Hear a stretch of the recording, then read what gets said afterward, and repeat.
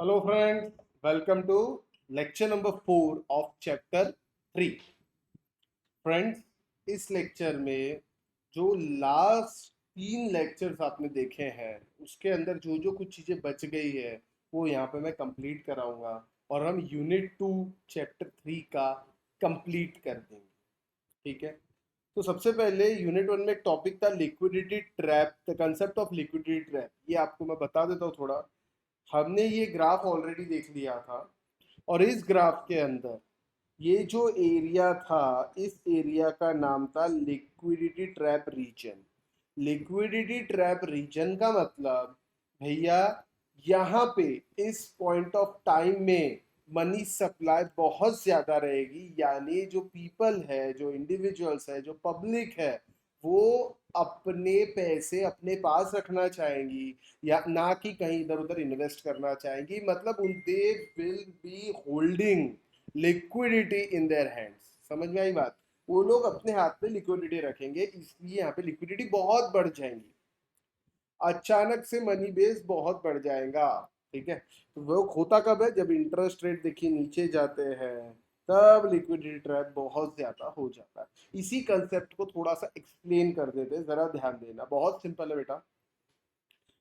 Eight very high rate interest, जब interest rate बहुत ज्यादा रहता है तो मनी होल्ड करने की अपॉर्चुनिटी कॉस्ट जो रहती है, यानी इंटरेस्ट फॉरगो करने की कॉस्ट बहुत ज्यादा हो जाती है, बहुत हाई हो जाती है। तो पीपल क्या करेंगे? अपने हाथ में मनी ना रख के, बैलेंसेस ना रख के, उसको कहीं ना कहीं इन्वेस्ट करेंगे ताकि इंटरेस्ट रेट आए। और इसका उल्टा होगा जब इंटरेस्ट रेट फॉल होंगे, क्योंकि इंटरेस्ट रेट वेरी लो हो गया है ना। The expectation is that since interest rate is very low, it cannot go further low, and that in all possibility it will move upward. When interest rate rise, bond price will fall. ये interest rate and bond price inverse related, ये हम already पहले देख चुके हैं। To hold bond at this low interest rate is to take almost certain risk of capital loss. ठीक है, as interest rate जब बढ़ेंगे तो बॉन्ड प्राइस कम होते जाएंगे, तो आपको कैपिटल लॉस होगा। मान लीजिए आज इंटरेस्ट रेट लोएस्ट है, बॉन्ड प्राइस आपका हाईएस्ट है। आज आगे इंटरेस्ट रेट अगर बढ़ेंगे तो बॉन्ड प्राइस कम होगा, तो जो डिफरेंस है वो आपका कैपिटल लॉस कहलाएगा। ठीक है, तो ये लॉस से बचना चाहिए। ठीक है, therefore the desire to hold bonds is very low। यहाँ पे हर आदमी बॉन्ड बेचेगा and approaches zero. The demand to hold money in liquid form as alternative to bond approaches infinity। Bond hold करना जीरो और लिक्विडिटी होल्ड करना हर आदमी की इच्छा रहेगी, तो इसीलिए इकोनॉमी में लिक्विडिटी ट्रैप बनेगा। इन other words, investor would maintain cash saving rather than hold bonds। The speculative demand becomes perfectly elastic with respect to interest rate, and speculative demand for money demand curve become parallel to y-axis। This situation is called liquidity trap। ये देखिए, अब ये आगे जाके क्या हो जाएगा? Parallel to X axis. ठीक है, इन सच ए सिचुएशन, अब इसमें मॉनेटरी अथॉरिटी क्या करेंगी? In such a situation monetary authority is unable to stimulate the economy with monetary policy. Economy stimulation नहीं आ सकता क्योंकि opportunity cost of holding money is zero, interest is zero हो गया है ना। Even if monetary authority increases money supply, आप money supply भी बढ़ा दो, people will again prefer to hold liquid money. वो लोग बॉन्ड्स या इंटरेस्ट रेट या बैंक में इन्वेस्ट करना ही नहीं चाहेंगे। वो लोग चाहेंगे कि भैया हम हमारे पैसे हमारे पास रखें। तो यहाँ पे मॉनिटरी सप्लाई, मनी सप्लाई बढ़ाने से कुछ फायदा नहीं होगा। People will prefer to hold money, जमाखोरी करेंगे, पैसे जमा करके रखेंगे। तो क्या करना? Consequently, excess fund may not be converted into new investment। Liquidity trap is synonymous with ineffective monetary policy। ऐसा हुआ था 2008 में यूनाइटेड स्टेट्स और यूरोप के अंदर, जब इंटरेस्ट रेट ऑलमोस्ट जीरो तक हो गए थे। तो यूएस ने ट्रिपल करने के बाद भी, मॉनेटरी बेस ट्रिपल करने के बाद भी, यानी अगर $100 इकोनॉमी में है तो $300 करने के बाद भी कोई फायदा नहीं हुआ था डोमेस्टिक प्राइसेस पे। इसे कहते हैं लिक्विडिटी ट्रैप। जब लिक्विडिटी ट्रैप आ जाता है तो आपके मॉनेटरी बेस डबल ट्रिपल करने से कोई फायदा नहीं होगा, ये इसका मतलब। आई बात समझ में? और money supply total, transaction, precautionary and speculative, तीनों डिमांड की टोटल मारेंगे तो टोटल डिमांड फॉर मनी आ जाएगा। तो sum up an increase in income, increase in transaction precautionary demand, and rise in rate of interest decreases demand for speculative demand of money। आई बात समझ में? तो यहाँ पे अपन ने ये टॉपिक मैंने आपको पढ़ा दिया जो हमारा छूटा था। इसके बाद एक चीज और बची थी बेटा, तो ये तो आप लोग आई होप मैं कर चुके होंगे, इसका आंसर्स के साथ यहाँ दिया हुआ है। इट इज वेरी सिंपल, ये आप लोगों के लिए होमवर्क जैसा है। आपको अगर पढ़ना है पढ़ सकते हैं, कोई डाउट रहे तो आप मेरे से पर्सनली पूछ सकते हो। हालांकि ये जो है बहुत सिंपल चीज है, इसमें एक्सप्लेनेशन जैसा कुछ नहीं है, ये फॉर्मूला ऑलरेडी आपको पढ़ाया हुआ है, सिर्फ मैथमेटिक्स। ठीक है, अब मैं आऊंगा concept of money supply unit के ऊपर। ये भी ऑलरेडी आप पढ़ चुके थे, लेकिन इसके अंदर एक जो चीज थी, कंसेप्ट ऑफ मनी मल्टीप्लायर में कुछ एक्सप्लेनेशन था, वो मैं आप लोगों को पढ़ाऊंगा दोस्तों। और उसके बाद बिहेवियर ऑफ कमर्शियल बैंक तक आप लोग देख चुके थे, आज उसके आगे का हम लोग पढ़े। ये देखिए, डिटर्मिनेंट्स ऑफ मनी सप्लाई आपने देखा था, the concept of money multiplier भी आपने देखा था, लेकिन इसके आगे यहाँ से मैं आप लोगों को पढ़ाऊंगा। तो एक बार आपको ध्यान दिला देता हूँ कि मनी मल्टीप्लायर क्या होता है। ठीक है, जरा ध्यान दीजिए।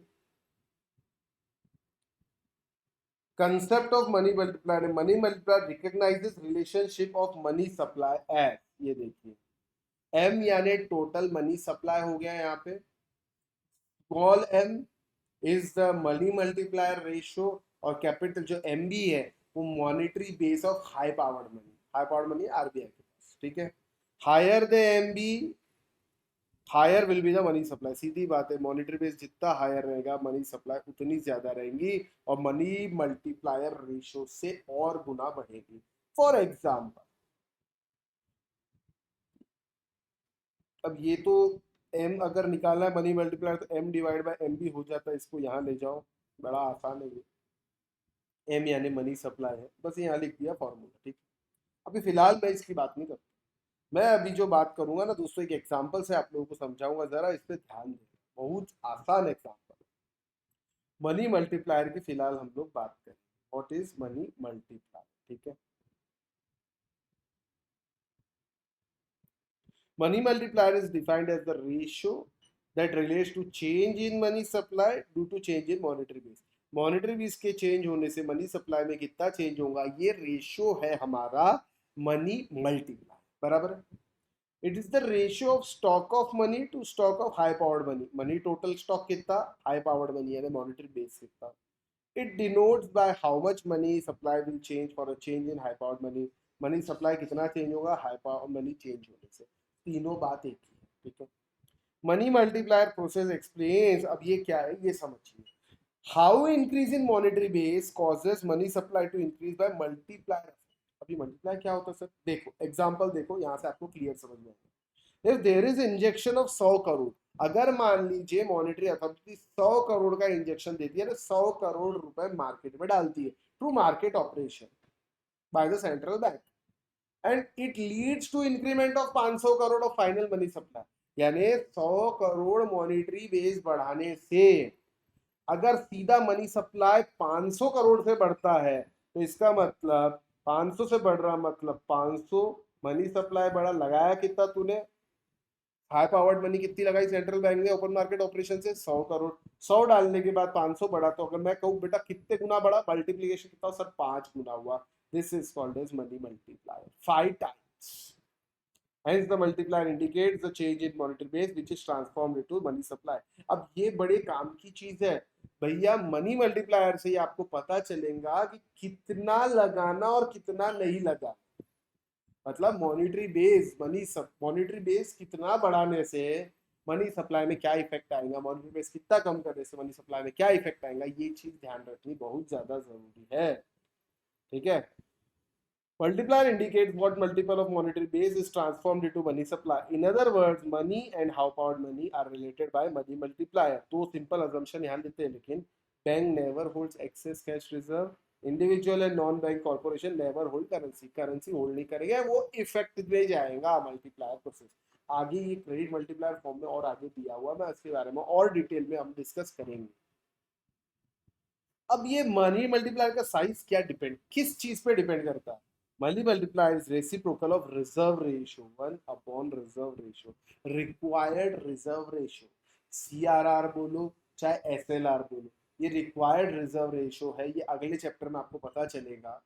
CRR cash reserve ratio, that means the sum of time deposits and demand deposits which you have to hold in the form of cash। और statutory liquid ratio, again the sum of time deposit, sum of demand deposit, which you have to hold in the form of statutory liquidity assets. It is called as statutory liquidity ratio. अब ये दोनों चीज आपको next chapter में समझने मिलेंगी। फिलहाल आप समझिए, अगर रेशो ज्यादा, मतलब मान लीजिए 100 करोड़ रुपए बैंक के पास है और आरबीआई बोलती 10% आपको रिक्वायर्ड रेशो, रिजर्व रेशो रखना है। फिलहाल आपको बता दूं सीआरआर जो है वो करीब 4% है और जो एसएलआर है वो करीब 18% है, यानी 3% है, सॉरी सीआरआर। तो टोटल हो गया 21%, 18 प्लस 3, 21 करोड़। 100 करोड़ में से 21 करोड़ तो आपको रिजर्व रखना है, मतलब 79 आप बांट सकते हो, ठीक है। अब मुझे बताओ ये रेशो कम अगर रहेगा तो मल्टीप्लायर बढ़ेगा कि कम होगा? सर बढ़ेगा, साइज ऑफ मनी बढ़ेगा। और अगर ये रेशो ज्यादा रहेगा, यानी ज्यादा बैंक अपने पास रखेंगी, बांटेंगी कम, तो multiplier effect come. It depends on the reserve ratio, वो भी इनवर्सली रिलेटेड। तो यानी आप ये कह सकते हो size of money is equal to 1/r. For example, if reserve ratio is 10%, value of multiplier will be 10. 1 divided by 10%, simple. और अगर रिजर्व 5% है तो 1 डिवाइड बाय 5%, यानी मल्टीप्लायर आएगा इसमें 10 और इसमें आएगा 20. Higher reserve ratio, less deposit with bank loan out and smaller the multiplier. सीधी बात है भैया, अगर डिपॉजिट ज्यादा रखना पड़ा बैंक को तो बैंक लोन ज्यादा नहीं बांट पाएंगी, लोन ज्यादा नहीं बांट पाएंगी, जो मल्टीप्लायर इफेक्ट है वो कम होगा। और रिजर्व रेशियो अगर बहुत कम है तो बैंक ज्यादा लोन बांटेंगी, ज्यादा लोन बांटने से मल्टीप्लायर इफेक्ट भी ज्यादा होगा।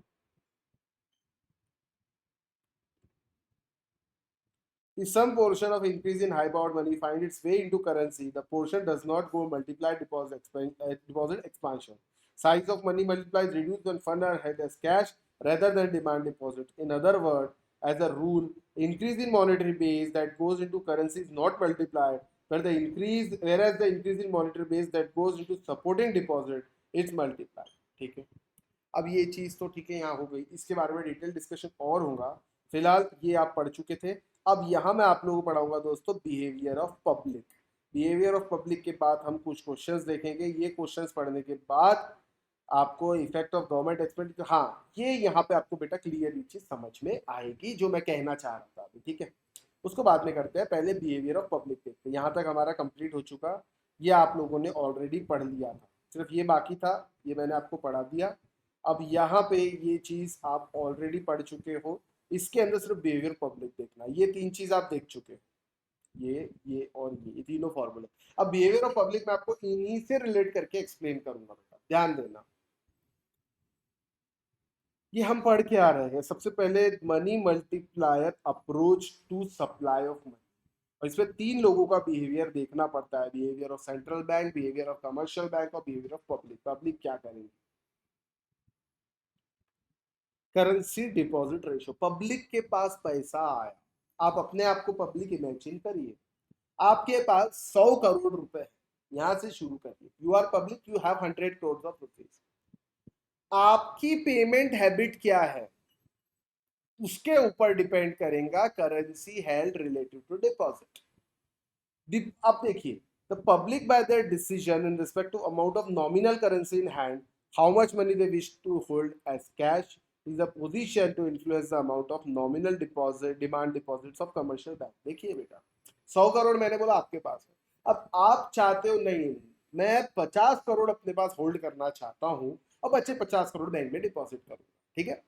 अब बैंक के पास कितने आएंगे? 50 करोड़, तो वो 50 उस हिसाब से मल्टीप्लायर इफेक्ट आएगा। और आप अगर बहुत ही ज्यादा कंजर्वेटिव, नहीं मैं तो 80 करोड़ ही रखूंगा अपने पास, बैंक को 20 करोड़ ही डिपॉजिट करूंगा, अगेन कैश आपके आइडल पड़ी रहेंगी और बैंक को मल्टीप्लाई करने के लिए सिर्फ 20 करोड़ मिलेंगे। और अगर आप बहुत ज्यादा फ्री माइंडेड और रिस्क लेने वाले हो, मैं तो 10 ही करोड़ रखूंगा अपने पास कैश, बाकी 90 बैंक में डाल दो, तो बैंक के पास 90 करोड़ आएंगे, अगेन मल्टीप्लायर इफेक्ट बढ़ेगा। यानी सीधी सी बात ये है, आप करेंसी होल्ड ज्यादा करोगे, मार्केट में मनी सप्लाई कम होंगे, आप करेंसी होल्ड कम करोगे, मार्केट में मनी सप्लाई ज्यादा होगी। The deposit will be converted into money supply if you hold less currency, if you hold more currency the less deposit will be converted into less money supply। I hope मेरी बात समझ में आई। The behaviour of money supply when depositor decide to increase currency holding will other variables unchanged. In other words, you decide to keep more money in your pocket, less in your bank. That means you are converting some of your demand deposit into currency. अगर सब ऐसा ही करेंगे तो currency ratio बहुत बढ़ जाएगा और currency ratio बढ़ने से मल्टीप्लायर का इफेक्ट कम हो जाएगा। आपको पता है डिमांड डिपॉजिट जो बैंक में रहते हैं मल्टीपल एक्सपेंशन होते हैं और आपके हाथ में अगर है तो उसका कोई एक्सपेंशन नहीं होता। सीधी सी बात है ना, 1 लाख अगर बैंक में डाल के रखोगे 1 साल बाद 1,05,000 10,000 मिलेंगे, अपने हाथ में रखोगे तो भी 1 साल बाद 1 लाख का 1 लाख ही रहेगा। Hence, when bank deposits are being converted into currency, bank create only less credit money. The overall level of multiple expansion declines, and therefore money multiplier also falls. Hence, we conclude that money multiplier and money supply are negatively related to currency ratio. What is currency ratio? Currency ratio is C by D. C मतलब currency held cash in the form of cash in the form of deposit. ठीक है,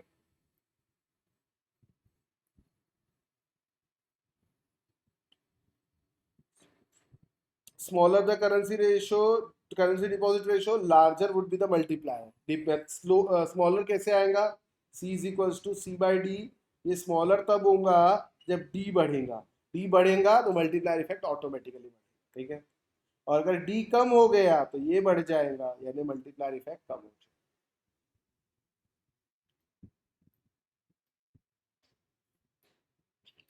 अच्छा, time deposit और demand deposit भी ratio नाम की एक चीज है जिसपे भी डिपेंड करता है। मतलब आप टाइम डिपॉजिट के लिए कितना पैसा रखते हो, डिमांड के लिए। देखिए बेटा, जो करंट अकाउंट और सेविंग अकाउंट में आप पैसा रखते हो उसे हम कहते हैं डिमांड डिपॉजिट, और जो आप फिक्स्ड एफडी रखते हो उसे कहते हैं टाइम डिपॉजिट। टाइम डिपॉजिट में बैंक्स बहुत ज्यादा सर्टन रहती है, उनको पता है कि 5 साल की एफडी ये 5 साल बाद ही मांगने आएंगे।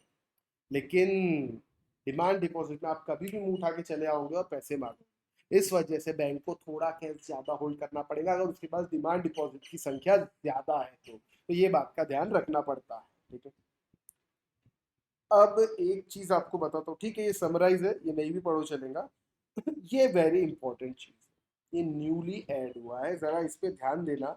इतना सब कुछ ध्यान रखने की जरूरत नहीं है, आपको सीधी सीधी बात में अगर बताऊं तो ये सब मत पढ़ो, ये इसका डेरिवेशन है।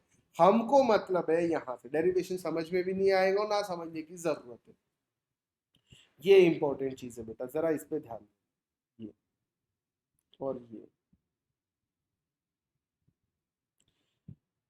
when there are excess reserve money multiplier is expressed as money multiplier। अभी तो अपन ने देखा था, लेकिन यहाँ पे मनी मल्टीप्लायर 1/r अपन और देख चुके थे, लेकिन यहाँ और एडिशन हो रहा है, plus C plus E plus C, या money supply m is equal to 1 plus C R plus E plus H, sorry C into H यानी stock of high powered money. ये देखिए यहाँ पर ने देखा है एच यानी stock of high powered money, C यानी क्या होता है ये हमने देखा, ई यानी क्या होता है ये भी देखा। मैं कहता हूँ टोटल मनी सप्लाई डिपेंड करती है तीनों पे, तो कैसे निकालना उसके बारे में फॉर्मूला दिया हुआ, इन तीनों पे डिपेंड करती है ना मनी सप्लाई। तो money supply M is equal to 1 plus C upon R plus E plus C into H.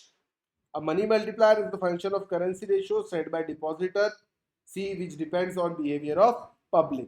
Excess reserve ratio set by bank, E, and required ratio set by commercial central bank, R, which depends on the prescribed CRR, and the balance is necessarily sufficient settlement.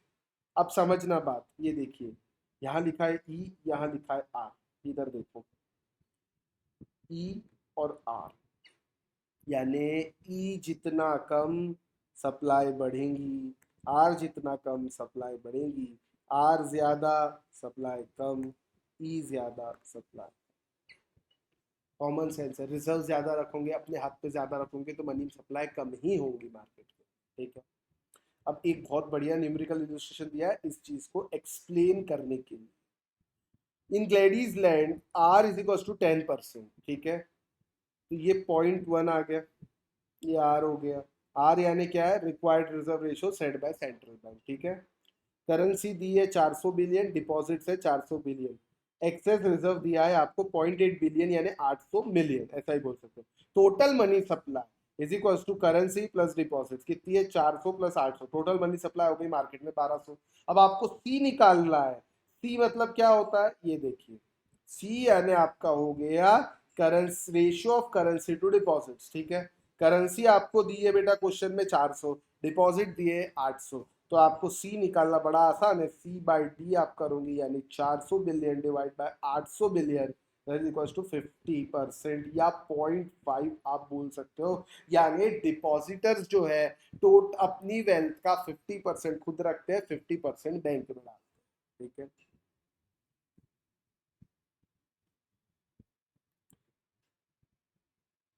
0.5% आधे depositor ऐसे हैं जो अपने पैसे money currency form में held करना चाहे, ठीक है। और ई अगर निकालना है, ई क्या होता है, एक्सेस रिजर्व रेशियो। तो ये आपका एक्सेस रिजर्व कितना है, 800 मिलियन यानी 0.8 बिलियन डिवाइडेड बाय, ये देखिए ई अगर आपको निकालना है तो उसका फॉर्मूला यहाँ पे लिखा हुआ है दोस्तों। ई यानी excess reserve divide by D. तो डी कितना है, डिपॉजिट विद बैंक 800, आपको डिपॉजिट विद बैंक यहाँ पे दिया हुआ है, ये देखिए 800 मिलियन, सॉरी डिपॉजिट्स आपको 800 बिलियन दिया हुआ, ठीक है। 0.8 डिवाइडेड बाय 800 बिलियन, तो ये आंसर आएगा 0.001, यानी bank holds 0.1% of their deposit at excess reserve. तो अब मल्टीप्लायर इफेक्ट आपको निकालना है, तो फीडिंग करना है फॉर्मूले में 1 + C/R + E + C। 1 आपको पता है 1 ही रहेगा, C यानी 0.5 ऑलरेडी आप निकाल चुके हो, डिवाइड बाय R आपको दिया है यहाँ पे, ये देखिए 0.10, ठीक है। 0.10 प्लस E दिया है 0.001 प्लस C दिया है 0.5, ये सब करने के बाद 1.5 डिवाइड बाय 0.601 आएगा, ये आंसर आता है 2.5, यानी 1 unit of increase in H, H यानी हाई पावर्ड मनी। आरबीआई अगर एच 1 से बढ़ाएगा तो उसका इफेक्ट मनी सप्लाई पे 2.5 गुना होगा, यानी मैं कॉमन सेंस से बोलूँ तो multiplier is 2.5 and small M is my money multiplier. और मुझे टोटल मनी सप्लाई अगर निकालना है तो वो भी निकाल सकते हैं, आपको पता है। अब इधर ध्यान देना, ये difference due to inclusion of currency and excess reserve इस कारण से आता है। अब देखिए अगर रिजर्व रेशो 15% से बढ़ा देते तो इंक्रीज टू, सॉरी 5% और बढ़ा देते, यानी इंक्रीज टू 10 से 15% कर देते इस आर को, यानी ये हो गया 0.15, बस आर बदला बाकी कुछ नहीं, 0.15, यानी देखो रिजर्व रेशो बढ़ गया, यानी बैंक अब सीआरआर फॉर्म में, एसएलआर फॉर्म में रिजर्व ज्यादा रखेंगी, ना कि बांटेंगी। तो सोच के देखो, ज्यादा अगर रिजर्व रखेंगी बैंक अपने पास, बांटेगी कम, तो मनी सप्लाई बढ़ेगी कि कम होगी, सर कम होगी, मनी मल्टीप्लायर का इफेक्ट भी कम होगा। तो वैसे ही देखा जाए तो निकलो तो 2.3 आता है, पहले आया था 2.5, अब आएगा 2.3, यानी पैसा कम गुना बढ़ेगा, ठीक है। यानी दीज आर नेगेटिवली रिलेटेड, ये तो ठीक है, इसमें कोई वो नहीं। हाँ एक चीज और अब यहाँ पे देखना चाहेंगे, monetary policy and money supply. अब एक बात देखो बेटा, ये यहाँ थोड़ा गलत प्रिंट हो गया, इसको प्लीज काट दीजिए और इसके जगह आप ये लिखिए, इसको काट दीजिए, इसके जगह लिखिए डेल्टा मनी सप्लाई, यानी change in money supply is equal to 1/r into change in reserves. देखो आपको पता है money supply is equal to 1/r, तो आपको पता ही है। अब ये चेंज कर रहे हैं इसलिए चेंज इन रिजर्व को भी इफेक्ट में लेना पड़ेगा। रिजर्व के चेंज करने से मनी सप्लाई पे कितना चेंज आता है उसके बारे में यहाँ पे दिया हुआ है। If central bank in a country wants to stimulate economic activities, it does so by infusing liquidity into system. Let us take an example of open market operation by central bank. Purchase of government security injects high-powered money into system, assuming that banks do not hold excess reserve and people do not hold more money than before. And all there is also demand for loan for businesses. Credit creation process by banking in the country will create money in tune of change in money supply is equals to 1/r into delta reserve.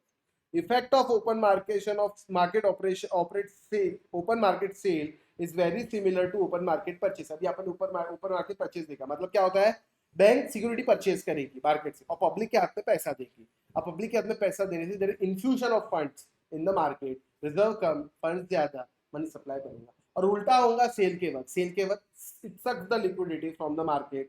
यहाँ पे in other words an open market, ये purchase को काट के बेटा sale कर दीजिए, the by central bank will reduce the reserve and therefore reduce money supply. It is possible that value of money multiplier is zero. It happens when interest rates are too low. Bank prefer to hold newly injected reserve as excess reserve with no risk attached to. अगर interest ही नहीं मिलेगा तो कोई आदमी क्यों invest करेगा, आप सोचिए। आई बात समझ में? चल, अब बात आती है इफेक्ट ऑफ गवर्नमेंट एक्सपेंडिचर और money supply. Money, government expenditure का मनी सप्लाई का क्या लेन then? whenever the central and state government cash balance falls short the minimum requirement, they are eligible to avail facility called ways and means advances, overdraft facilities को बोलते हैं। When Reserve Bank of India lends to government under WMA या OD, it results in generation of excess reserve, excess balance of commercial bank with reserve bank. This happens because government incurs expenditure. It involves the debiting the government balance with reserve bank and crediting the receiver. For example, government के account में salary डालती, government employ के account में salary डाली commercial bank, ठीक है। This excess reserve thus create can potentially lead to increase in money supply through multiplier process. Best example, railway employ को bonus देते हैं दिवाली के टाइम पे, होता क्या है, गवर्नमेंट का अकाउंट डेबिट और एम्प्लॉय का अकाउंट क्रेडिट। अब गवर्नमेंट का अकाउंट है आरबीआई में, तो आरबीआई सिंपली उसके अकाउंट को डेबिट करके क्या होता है, एम्प्लॉय का अकाउंट क्रेडिट करेगा, मनी सप्लाई। अब एक कंसेप्ट है बेटा क्रेडिट मल्टीप्लायर, यहाँ पे आप इसको देख सकते हैं। मैंने आपको बताया था credit multiplier is equal to one, एक आप मल्टीप्लायर देखा था अपने 1 अपॉन रिजर्व, वैसे ही क्रेडिट मल्टीप्लायर है 1 अपॉन रिक्वायर्ड रिजर्व रेशियो। अब इसके अंदर क्या होता है जरा आप समझिए। किसी भी बैंक को, मैं यहाँ पे बैंक के नाम लिख रहा हूँ, bank A, bank B, bank C, bank D या बैंक ई, और mister P, Q, R, S, T, ये 5 लोग। मिस्टर पी का अकाउंट बैंक ए में है और मिस्टर पी इस बैंक में डिपॉजिट करता है कितने रुपए, मान लीजिए 1,000 रुपए, और मान लीजिए रिक्वायर्ड रिजर्व रेशियो जो है वो 10% है, यानी बैंक को जितना भी टाइम डिपॉजिट और डिमांड डिपॉजिट है उसका 10% रिजर्व फॉर्म में रखना है और 90% का वो क्रेडिट बांट सकते हैं, ठीक है। अब बैंक ए क्या करेगा, बैंक ए 10% डिपॉजिट रखेगा यानी रिजर्व फॉर्म में 100, ठीक है, 100 रखेगा, 10% रिजर्व फॉर्म में, एक सेकंड, 10% रिजर्व फॉर्म में रखेगा यानी कि 100 रखेगा, और ये 900 जो है ये बांट देगा। अब मान लीजिए मिस्टर क्यू जाता है बैंक ए के पास कि भैया मुझे लोन चाहिए, तो बैंक ए इसको पूरा 900 रुपए का लोन दे देती है, और जो मिस्टर क्यू अपनी बैंक मिस्टर बी में, बैंक बी में डिपॉजिट कर देता है। एक सेकेंड, यहाँ पे जो क्यू है ना, ये बैंक बी में अपने पैसे डिपॉजिट कर लोन लेके। अब ये जो 900 है ये बैंक भी क्या करेगी, बैंक भी सर ये भी 10% रिजर्व रख के 810 रुपीज बांट सकती है। मिस्टर आर जाता है बैंक बी के पास और बोलता है लोन दो, मिस्टर आर को बैंक बी पूरा 810 का लोन दे देती है और वो अपनी बैंक जो कि सी बैंक में डिपॉजिट कर देता है वो पैसे को। अब ये 810 रुपए आए, ये 810 में से अगेन 81 रुपीज चला जाएगा, बचेगा 729। अब ये एस जाता है सी बैंक के पास, दो 729 का लोन, ज्यादा से ज्यादा सी उसको 729 का लोन दे सकती है, 729 लोन दे दिया और वो डी बैंक में डिपॉजिट कर दिया। अब डी बैंक ज्यादा से ज्यादा 72.9 माइनस करके 657 का लोन बांट सकती है। टी जाता है कि मुझे लोन दे दो, डी सिर्फ 657 का लोन दे देती है और ये डिपॉजिट करता है ई बैंक में, फिर ये 10% माइनस करके, ऐसा प्रोसेस चलता रहेगा जब तक पैसे जीरो नहीं हो जाते।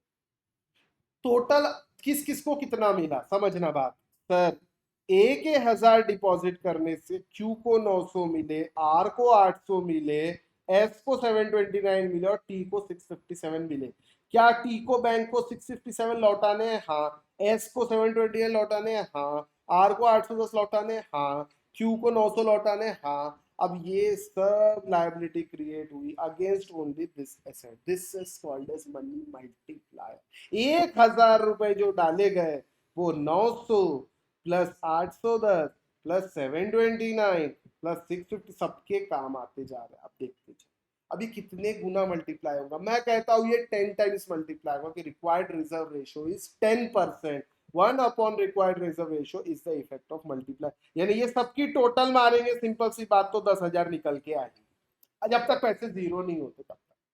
और अगर रिजर्व रेशियो 5% है तो देखो बेटा ये बढ़ते जाएगा, यानी फिर 20 टाइम्स मल्टीप्लाई होगा, यानी 10,000 नहीं, ये 1000 नहीं, ये 20,000।